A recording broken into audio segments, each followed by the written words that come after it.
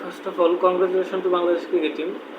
কিন্তু অ্যাকচুয়াল খেলাটা দেখে প্রথম দিকে খুব ভালো লাগছে, কিন্তু শেষের দিকে বাংলাদেশের যে পারফরমেন্স এটা খুবই মর্মান্তিক। আর কেন রিশাদ হোসেনের দুটো ওভার, একটা ওভারে সে লাস্টে 20, আর একটা লাস্ট ওভারে কনসিড করেছে 15।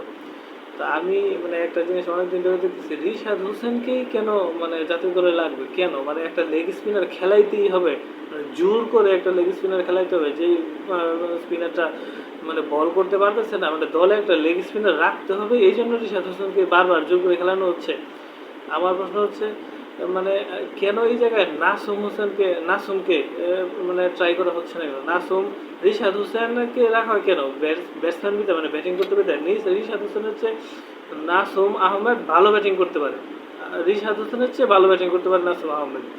রিশাদ হোসেনের ব্যাটিং পারফরমেন্স বলতে কি, একটাই ইনিংস শ্রীলঙ্কার বিপক্ষে, একটা ইনিংস 40 নাকি 50 রানের একটা ইনিংস ছিল, কিন্তু রিশাদ হোসেন হচ্ছে নাসুম আহমেদ ভালো ব্যাটসম্যান, ভালো বোলার। এইসব ম্যাচে, যেসব লো স্কোরিং ম্যাচ, এইসব ম্যাচে রিশাদ হোসেনের চেয়ে নাসুম হোসেনের বোলিং অনেক ভালো।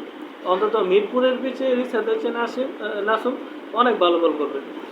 কিন্তু মানে নাসুমকে কোনো চান্স দেওয়া হচ্ছে না, কেন?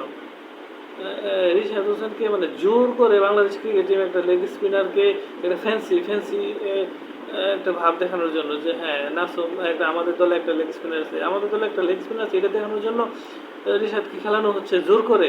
এই যে আজকের ম্যাচটা যে এই পজিশনে গেছে, মানে হারার পজিশনে, এই পজিশনে একমাত্র দায়ী রিশাদ হোসেন, সিঙ্গেল হ্যান্ডেডলি রিশাদ হোসেন দায়ী। কিছু ক্যাচ মিস হয়েছে, কিছু খারাপ ফিল্ডিং হয়েছে, ঠিক আছে, কিন্তু রিশাদ হোসেনের কারণে আজকে এই ম্যাচটা এই পর্যায়ে আসছে। এই পর্যায়ে তো আসার কথা না। ম্যাচটা 1 ওভারে 15 আর 1 ওভারে 20, এই 2 ওভারে একটা ম্যাচে যদি 2 ওভারে রান হয় 35 রান, তাহলে ওই ম্যাচে থাকে কি? তাও আবার বলাররা তার বলে 15-20 নিতেছে, এইটা তো মানা যায় না। তার কাছে এরকম একটা পিচ, স্লো পিচ, এইখানে স্পিনাররা ভালো বল করবে, স্পিনাররা টার্ন করবে, আর ওইখানে ও স্পিনার হয়ে মানে ব্যাটসম্যানও যদি 15 মারতো বা 20 রান নিত, আমি এটা অ্যাকসেপ্ট করি।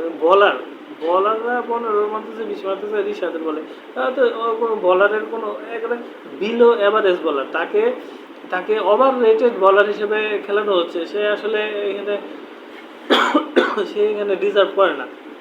এই জায়গায় নাসুম আহমেদ ডিজার্ভ করে, মোস্ট ডিজার্ভিং নাসুম আহমেদ, তাকে জোর করে খেলানো হচ্ছে। যাই হোক, অবশেষে অন্তত বাংলাদেশ ম্যাচটা জিততে পারছে, আমি তাদেরকে কংগ্রেচুলেট করি।